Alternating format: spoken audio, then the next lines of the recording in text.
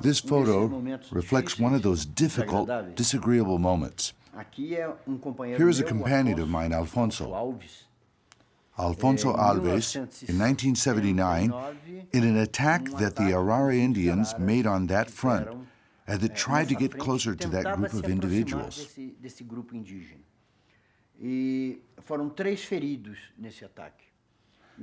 3 people were injured in the attack, and Alfonso is here with 2 arrows that hit him. One penetrated here in his left shoulder and stayed more or less in this position. It entered here in the shoulder and came out the back, and the other arrow entered between the ribs. The problem is that this kind of arrow has these notches here, see? It enters and penetrates, but afterwards it doesn't come out. It stays here inside of you. Alfonso is an old friend of Sydney's, who, as we have seen, very nearly died. He feels respect and admiration for Possuelo, and he follows him wherever he goes, whether that means receiving recognition from their government or on a dangerous expedition. 12 years after the Arara shot him with arrows, we find him in the thick of it, working with the Korubo Indians. 12 years full of satisfactions and of dangers. When Sidney Possuelo decides to contact these unknown ethnic groups, things seem to be at their worst point.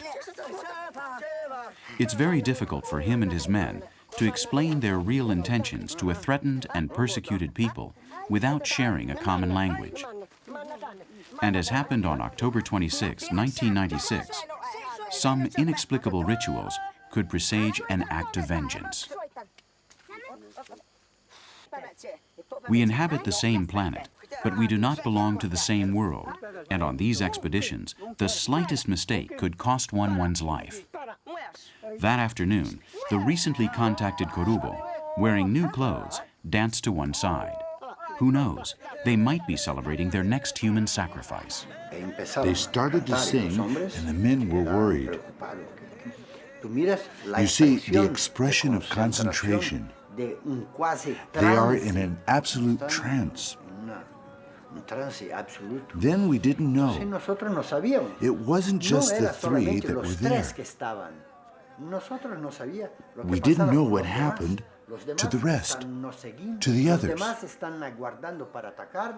Did they follow us? Were the rest of them waiting to attack? We didn't know if the others were at home or hiding.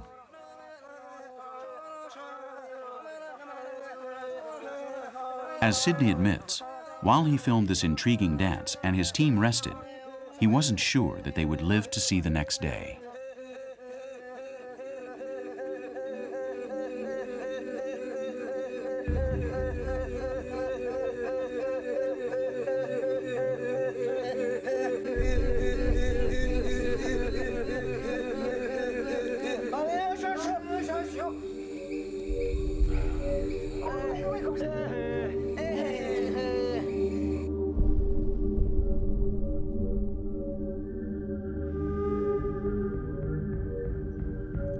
This is Raimundo Batista Magalhães, 4 months after the contact.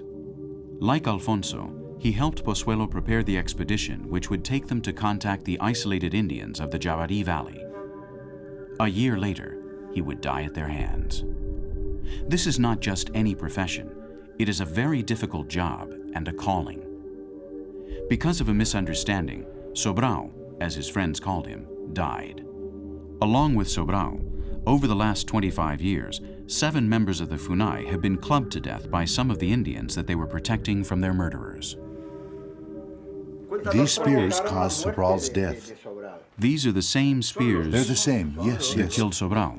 I tied the pieces together. I have them here.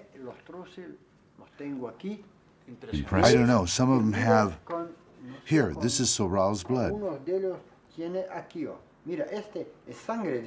Here's the blood. And here, yes. it was full of blood. This is clear. In each death, it's as if they wanted to avenge everything that has happened to their people. Without a doubt. The way they do it, it's not enough for them to kill, because with only one blow, he's dead. But if you look at the way they leave the head, it's totally destroyed, shattered. Tiny bits of skull like this are scattered all over the ground. A product of that secret war. Constantly. Also that The war. result of 500 years of persecution.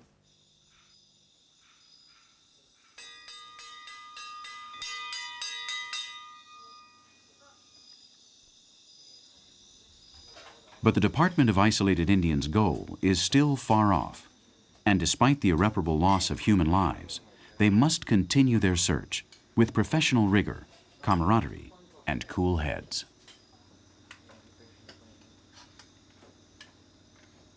Possuelo succeeded in delimiting the indigenous area, prohibiting any exploitation of the land and returning it to its rightful owners. After years in the fight for indigenous rights, at least here, one finds some calm.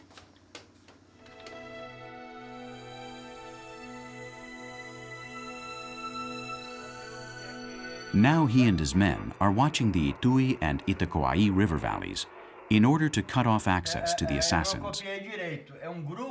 As in a military detachment, all year round, and more than 3 days by boat from the last city in Brazil, his men form the most efficient barrier to contain the assaults of our world against the fragile universe of the indigenous peoples. This is his headquarters, and by means of the radio, he coordinates the protection of 6 areas in a space as large as all of Europe.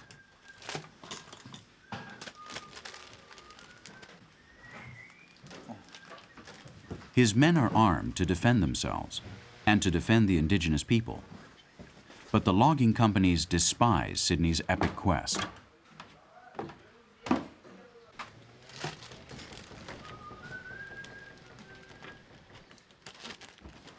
Reali Franciscato is the chief of this floating station, and his assistants, valuable Funai workers, come from all over Brazil.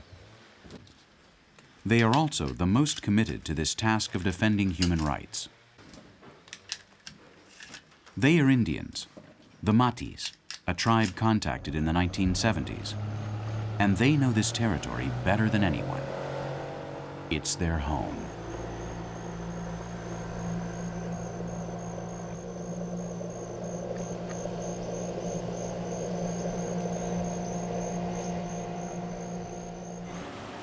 These valuable collaborators are hired by the government, and their function here every day is to watch over this virgin area where their past sleeps and their future grows. They are not the only ethnic group around here. The indigenous reservation of the Javari Valley is inhabited by at least 3,000 natives belonging to different tribal groups in different stages of contact.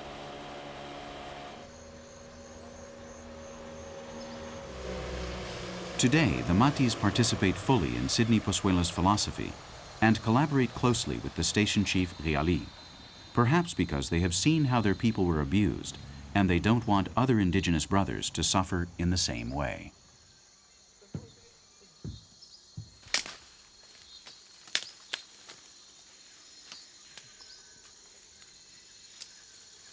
They know this jungle well.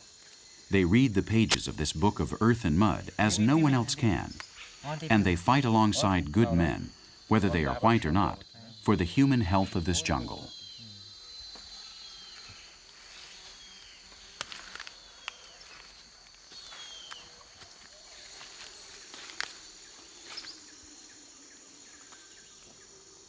Without their collaboration, it would have been impossible to communicate this message of peace from these friends from the enemy lines during the initial contacts.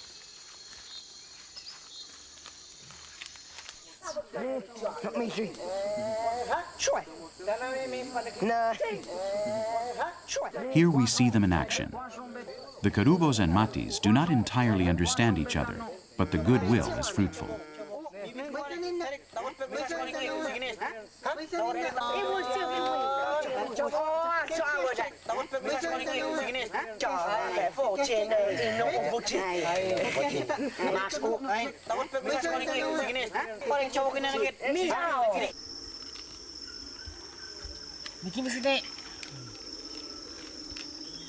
Today, they are working hand in hand with the 21st century philanthropists. But they don't want to miss this opportunity to show the best of themselves, their authenticity. For that reason, they shoot their blowpipes with all the skill of their forebears. Despite the fact that they wear Funai uniforms, they are children of the forest, and they don't want us to forget it.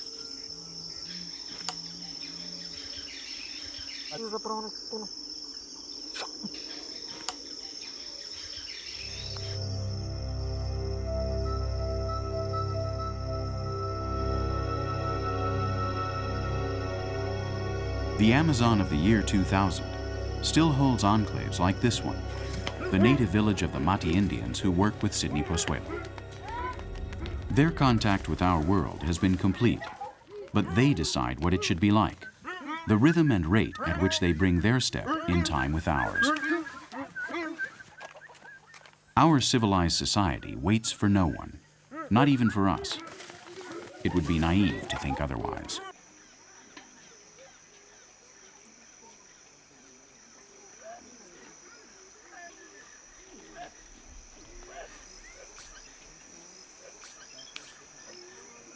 That is the principle that has moved Sydney all his life, that they, the Indians, decide for themselves, that they take their own time, that they not succumb, defenseless to the arrogant machinations of our modern society.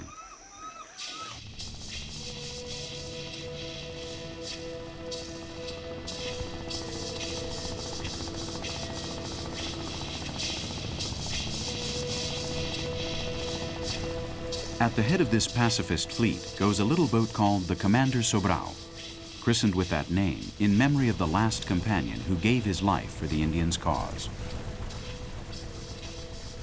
Before the demarcation of this indigenous reserve, these rivers were plied by other ships that shot at the wild Indians, at the bichos da mata, or jungle bugs, as Vilas Boas told us. The Funai boats work every day of the year, piloted by a handful of great professionals who hardly earn enough to make ends meet. We know that the Brazilian government does not provide the necessary funding each year to maintain this indispensable operation, and that some non-governmental organizations, like Spain's Watu Indigenous Action, have to do it for them. The bureaucrats in Brasilia must be expecting a miracle to solve the indigenous question. Atue no meu corpo, atue na minha vida e destrua todo esse mal. Eu quero que vocês façam algo diferente para mim. Eu quero que vocês saiam às sendo criaturas, sendo adotados agora pelo sacrifício do teu Filho amado Jesus Cristo na cruz do Calvário. Você pode dizer não há mais jeito, mas você vai começar agora a invocar o nome do Senhor, aleluia. Não adianta, não adianta, não adianta, não, Belém é nossa Jerusalém. Brasil no es solamente un paraíso natural. Brazil is not only a natural paradise, it is also the land of televised preachers, the charlatans who capture the wills of others over the television. Thousands of people, men and women, are scattered over the Amazon forest trying to save the souls of the indigenous peoples. I am here in a hotel in Belém de Para, but I could be in any other city in the Amazon and witness the same spectacle, many television channels dedicated to this garbage.